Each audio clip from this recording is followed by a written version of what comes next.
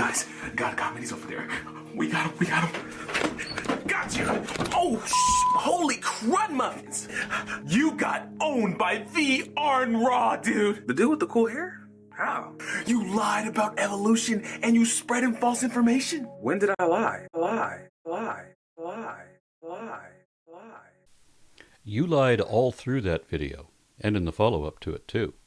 You said that evolutionary theory is outdated when it is still current and well supported, being continuously and consistently improved by all new discoveries of relevant data, and with no other option of even would-be competitors that even begin to address biodiversity. You said that macroevolution was molecules to man without any intelligent intervention. And not only did you get both halves of that definition wrong, but you simply dismissed the millions of educated Christians worldwide who both accept evolution at every level while also believing in a God who intervenes in everything too. There is no requirement that intelligent intervention be rejected. The issue is that there's no evidence to justify its inclusion. You said there was evidence against evolution, but there's never been one actual fact that contradicts it. You said that Darwin debunked his own theory when what he really did was propose a way to test it, and it passed that test. You said there's a genetic limit to evolution, specifically with regard to canines.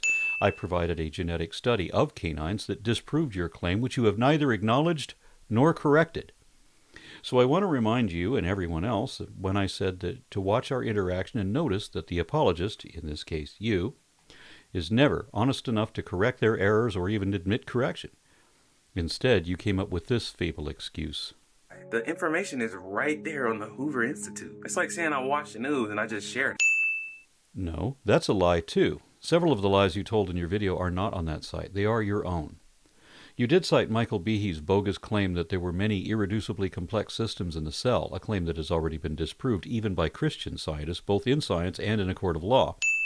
You said that you can't modify any part of the cell without shutting it down, despite the fact that there are myriad experimental studies to disprove that claim too. You even said that all parts of the cell would have to be modified at the same time to have any function, which is, as I explained, demonstrably false and nonsensical.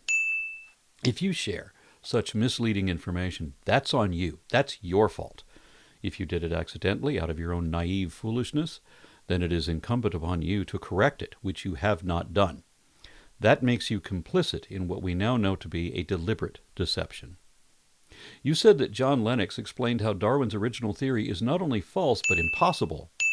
Yet John Lennox cannot have said either of those things because he famously accepts that evolution is real and true, and he has publicly reconciled his faith with that fact. You couldn't even get that right. You lied about everything. I didn't lie about anything. That too is a lie. You said that the fossil record doesn't fit gradualism. You said that the first life forms appeared in the Cambrian, that they appeared fully formed, and that they had no fossil precursors. You said that DNA doesn't change the structure of an organism. All these things that you said are demonstrably false, not just as a matter of opinion, but as a matter of objectively verifiable fact. You also argued that evolution doesn't enable a change in body plan, changing from one bowel plan to another. And while that is true, it is also a straw man fallacy, something that evolution doesn't teach or even allow. So that's another misleading misrepresentation on your part.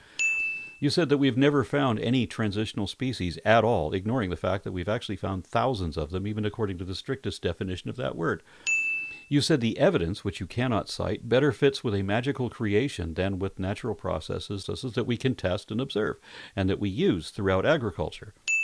But there is, again, not one actual fact that supports your mystical conjuration over biological development via natural processes that we can observe and otherwise test and trace.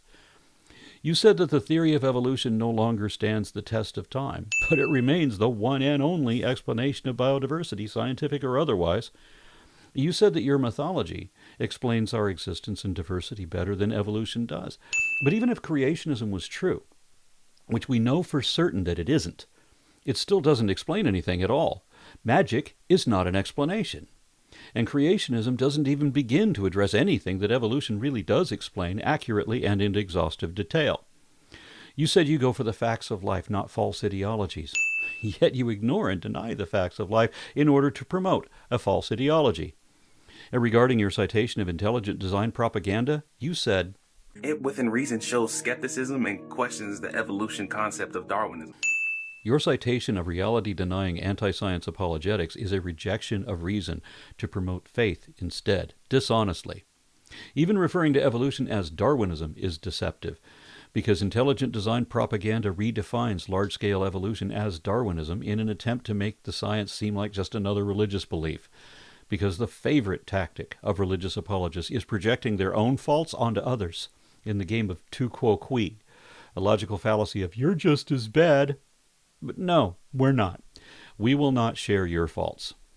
Don't be a hypocrite, bro. We are not the hypocrites. You are, relying entirely on pretense and claiming to have moral standards and beliefs to which your behavior obviously does not conform. You said you love the truth, but here you are spreading lies to believe in lies. All you do is lie. It didn't stop there either, because you kept on lying in your follow-up videos too. In one, you said that you encounter God all the time and that you would show other people how to do that.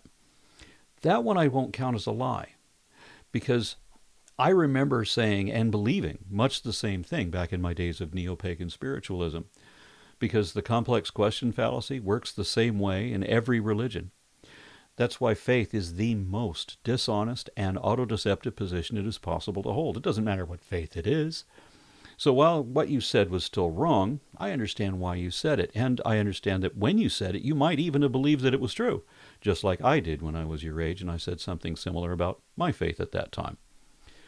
But then you kept on lying in your next video, the one addressing me. Science updates faster than you guys accuse the Bible, but I want to sincerely apologize on my part that my skit wasn't clear enough. What do you mean? Even if what the people at the Hoover Institute found was disproven now, let it be wrong. I don't care. I heard that you replied to me, but then I saw that you really didn't, because you failed to even mention any of these claims you made that are all indefensibly factually false. And you can't feign ignorance anymore. You now know, if you didn't before, that everything you said was wrong. And instead of admitting that and correcting it like an honest person would, you're either doubling down on them or changing your story and trying to blame the Hoover Institute for everything you got wrong. So evolution is obviously proven and true. This means that we weren't created by magic and are somehow superior to the animal kingdom. No creator, no God. That's a non sequitur fallacy. It doesn't logically follow. Biological evolution, even if true, has nothing to do with the existence of God. Why? It has to do with God's role in biology, that's all. Even if Darwin was right, atheists can still be wrong by theistic evolution. Which is why I said this in my first video to you. You suffer from the very first foundational falsehood of creationism, the false dichotomy that you think you either have to reject God to accept evolution, or that you have to be a biblical, literist, religious extremist if you want to believe in God. Even barking mad, science-denying young earth creationist apologists, professional liars, still have to cite evolutionary principles, exactly the ones that Darwin himself proposed, in order to explain the origin of different species within a given genus or family or whatever. Nearly all of the pioneers of evolutionary theory were Christian, and several of its modern champions still are. So evolution has nothing to do with denying God. And nobody believes in evolution like you make believe in your magic imaginary friend. Religious people and non-religious people both accept evolution because we understand it and because we can see it for ourselves and show it to others as well. If you want to pretend that your God created natural processes like evolution so that he could then allow the earth to bring forth the living things after their kind, then fine. Go and dream your little fantasy phantasm. Knock yourself out. But quit denying reality and lying in defense of a false faith. Again, even deliberately deceptive young earth creationists like Ken Ham and Kent Hovind admit to the repeated observation of the origin of species by means of natural selection, just like Darwin described. Aron-Ra committed a straw man fallacy on my true intention. Nope, I never did. You strawmanned my position multiple times, but I never did that to you. I never said I didn't believe in evolution. Yes, you did. You said that evolution doesn't work, and that gradualism doesn't work, and that without gradualism you'd be back to a miracle. And you said that the one and only reason that anyone believes in evolution is because they don't want there to be a creator. You repeated that lie multiple times, even after being corrected, but I'm only going to count it once. So yes, you did explain how you don't accept evolution. He also just decided to label me as a young Earth creationist for clicks, when I believe the Earth is old. I don't think it's 6,000 years old. Again, no, I never did that either. If that was true, then you would see it in the thumbnail, or the title, or the description, but it isn't in any of those, and it never was. I rewatched that video where you said I did that, but I couldn't find where I ever implied that your belief in it was in a young Earth, or that your lies pertain only to a young Earth. Nor would that even be relevant, because it wouldn't make any of your lies true. Nor did I ever believe you to be a young Earther, because you keep citing intelligent design fellows, and I am already aware that most, if not all of them, are old Earth creationists. Some of them even accept evolution, up to and except for the formation of eukaryotes. And then he made a second video begging me to respond. No, I invited you to a hangout where we could have a real-time discussion. I offered you an opportunity for me to help you, to correct your many errors in that video, but you refused. Which leads me to conclude that it's because you don't want to know the truth. You'd rather make believe something that is not true. My point of the entire video is that none of this miraculous evolution would be possible without God. No, because after you lied about evolution requiring a miracle, you then said that even if macroevolution was true, it completely falls apart. You were wrong about that too, but it still shows that that cannot have been the point of your whole video. You also said that natural laws require a mind to drive them, which is complete nonsense. Every one of the evolutionary mechanisms are not only possible without divine intervention, but they are inevitable given genetic reproduction amid population mechanics. And evolution is in fact just a theory. Where's the lie? You said evolution is nothing more than a theory, giving a deliberately deceptively misleading impression, according to a colloquial notion of a theory, not the scientific definition. You wanted it to seem as if evolution was no more than a blind guess, a mere hypothesis, untested and uncertain, rather than the matter of verifiable and irrefutable fact that it really is. But he just showed you clearly there is evidence of evolution that contradicts the Bible. And that's the issue. God and science do not contradict each other. I would agree with that if we add that God and science do not even relate to each other in any way. But if we interpret it literally, then the Bible and science definitely do contradict each other all over the place. Because the Bible tells a lot of tall tales that we know for certain are not really true. There's no real problem here. Everyone's biting the bait and not attacking the point. The how things work is not relevant to addressing what my point really is. It's the why. My video was titled Questioned Evolution to make you think critically. No. Your goal was to make viewers reject demonstrable reality, to mislead them into believing in your unsupported and indefensible mythology credulously. Even in my previous videos, you see my love for science. Don't misunderstand me. You see, the atheist route is trying to eliminate God and say just pure natural processes took place out of nowhere randomly, and you don't need a creator for life. We don't need a creator for things that are obviously not created. That much is true. But everything else you said is wrong. We're not the ones who believe everything came from nothing. Creationists are the ones promoting creation ex nihilo, out of nothing, not us. Nor do we believe that evolution is random just because it isn't deliberately intentional. When you talk about purely natural processes, what you're saying is that it's not magic, because science requires that everything be testable. That means it has to be physical, material some way. And we're not trying to eliminate what was evidently never there either. What we want is honesty. Don't assert baseless speculation as if it was a matter of fact. That's dishonest. Stop pretending to know what no one even can know and that you obviously don't know. If you say you believe something, fine, run along and have fun. But if you can't show that there's any truth to it, then don't bother us about it. Come back when you have something to show. Then we'll have something to talk about. But if you state something as a fact, then you had better be able to show that it is a fact, because if you can't, then that's a lie too. Honestly, I'm beginning to think that creationism isn't really about God or religion, but that it is simply a love of lies and lying, ignoring and rejecting reality to make up fantasies and make-believe. Seems like the 19th century philosophers in the Giant Mustache Club were right about you believers. None of you even wants to know the truth. Y'all want to believe what you know ain't so. That's a miracle with no miracle worker. No, we don't need a miracle worker because there is no miracle. Natural processes are not miraculous. But then you even said that adaptations are coincidental, which again shows that you have absolutely no idea what you're even talking about. Logically, that's ridiculous and a myth. How can you appreciate science like that? A myth? That's rich coming from you. How? Why do believers have to project all your own faults on it? Like you're pretending as if we are you. No, evolution is not a myth. Creationism is. A myth is a traditional story, especially one concerning the early history of a people or explaining some natural or social phenomenon, and typically involving supernatural beings or events. Evolution is not a story like Genesis is. There are no lines rehearsed for entertainment value. There are no supernatural beings or events. Nor is evolution a tradition like religion is. Evolution is neither a transmission of customs or beliefs. Instead, it is an ongoing investigation, like all of science is. Instead of stories, it has testable hypotheses that are all subject to change according to the evidence. A myth is also defined as a widely held but false belief or idea. That, again, perfectly describes biblical creationism, but not evolution.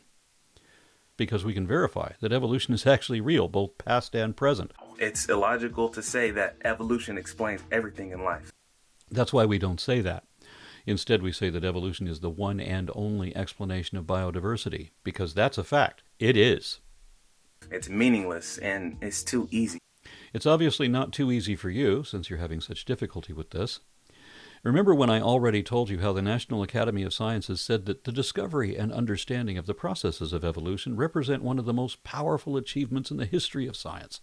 Evolution successfully explains the biodiversity of life on Earth and has been confirmed repeatedly through observation and experiment in a broad spectrum of scientific disciplines.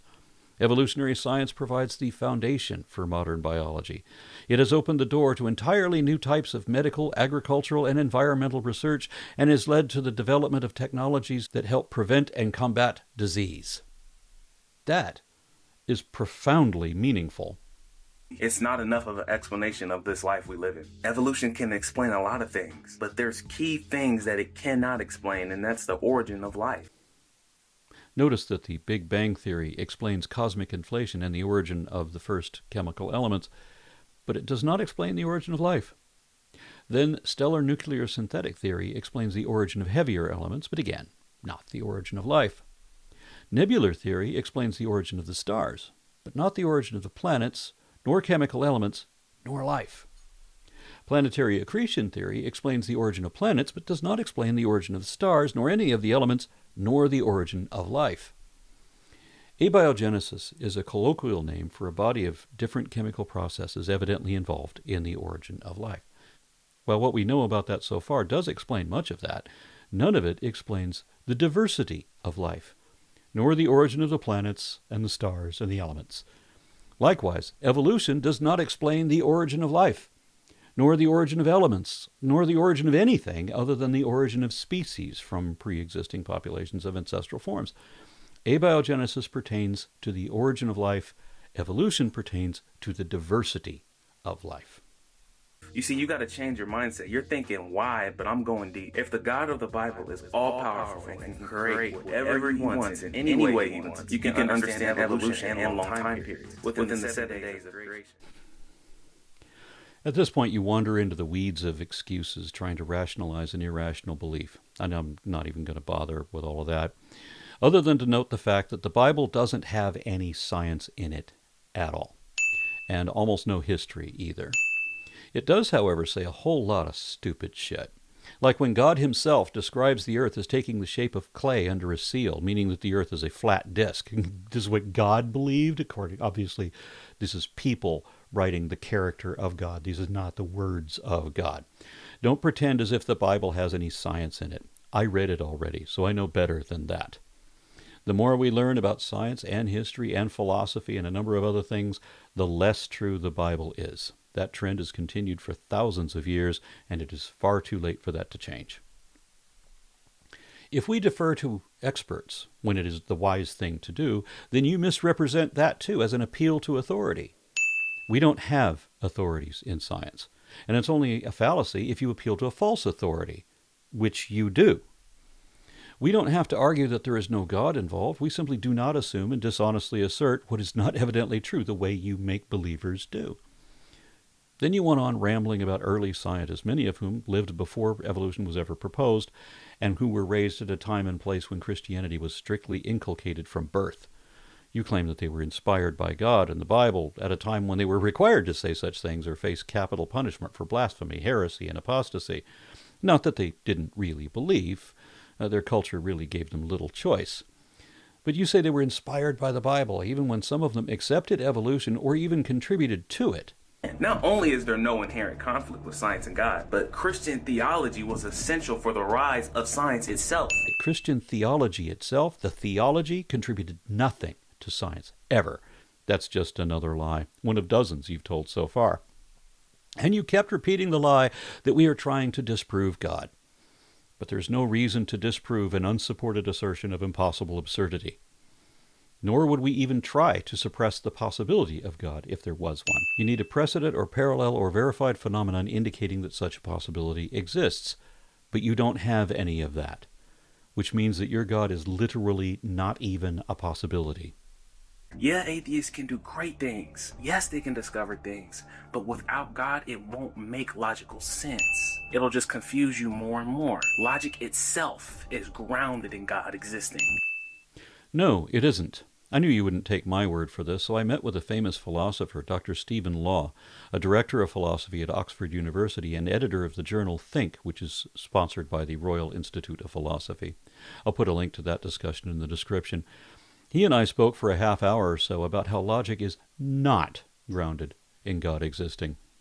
After you told that lie, you went back to asserting baseless speculation as if it was a matter of fact. Have you ever looked at those deep-sea creatures that look like aliens and you keep trying to figure out what they're going to find next? Yeah. There's creation like that in the Bible. There's spiritual beings that he makes to hang out in the first and second heavens. The Holy Spirit is the way you could see these things, but we all will eventually. Which is my main issue with faith. There is no truth in any religion, but there are a hell of a lot of lies in all of them, and all for the same reason. They're all trying to pretend things that are not really true. Even Albert Einstein was a pantheist. Which means that he worshipped nature as God. At most, he referred to a deistic notion, but he did not worship a personal deity like you do. But he wasn't no atheist. That's a facade. He said, the more I study science, the more I believe in God. He also said, it was, of course, a lie, what you read about my religious convictions. A lie which is being systematically repeated. I do not believe in a personal God, and have never denied this, but have expressed it clearly. If something is in me which can be called religious, then it is the unbounded admiration for the structure of the world so far as our science can reveal it. I believe in Spinoza's God, who reveals himself in the lawful harmony of the world, not in a God who concerns himself with the fate and doings of mankind. For me, the Jewish religion, like all others, is an incarnation of the most childish superstitions. The word God, for me, nothing more than the expression and product of human weaknesses. The Bible, a collection of honorable but still primitive legends, which are nevertheless pretty childish. No interpretation, no matter how subtle, can, for me, change this. I have never talked to a Jesuit priest in my life, and I am astonished at the audacity to tell such lies about me. From the viewpoint of a Jesuit priest, I am, of course, and always have been, an atheist. So you were wrong even about that, which makes me wonder, have you ever been right about anything? So it is logical to believe in a creator God. No, it isn't, because there has never been a logically valid argument for God, nor is it rational to be completely convinced of what is not evidently true, or worse, in your case, what is evidently not true. So please set aside your judgments. It's better to come out and say you hate God because of how he just makes you feel. But I can't say that, because it isn't true, and I won't tell lies like you do. I don't usually hate imaginary characters, although I will admit that Cinderella's stepmom was a bitch, and so was Nurse Ratched. But my problem with them is that I knew real people like them growing up. Your God may be a monstrous, unjust, tyrannical, and stupid, narcissistic villain according to your sacred fables, but I don't hate him. Not directly. The only thing I hate is injustice. That includes lies, and your God is a lie. Your Bible is full of lies, and so are you. Now, maybe you're just another insincere troll and you don't even believe your own bullshit. That might explain your channel name. You're only good at arguing against yourself dressed up as a straw man of your own creation. That's why you refused to have a discussion with me, because you knew it wouldn't go according to your script. That offer is closed now. as I no longer have any sympathy for you. I will not address you again, because I know that all you can or will do is keep on lying, and there's no reason to try to reason with the unreasonable. The only reason I made this video is because of one lie you told about me. In your video description, you falsely claimed to know that I am insincere about the truth. But you don't know that because it isn't true. You have again violated your own 9th commandment. I have always been more sincere than any dogmatic believer like yourself. That's precisely why I'm not a believer. I tried to correct that one thing in the comments, but my post kept disappearing no matter how I rephrased it. On the 3rd try, I saw that it was still up a minute later. Okay, good. But then I checked again and it was gone. Consequently, I suspect that you deleted it. You also lied about my use of the word faith. But I am still, as always, using the correct definition, even according to Christian scholars. As I said, I can prove that with myriad citations. Look for the link in the description. Unlike believers, I can back up whatever I say, because the truth is all that matters to me, where it obviously doesn't matter at all to you. You are a liar, sir, shamelessly dishonest, with no compunction, which makes you perfectly suited to be successful as a religious apologist.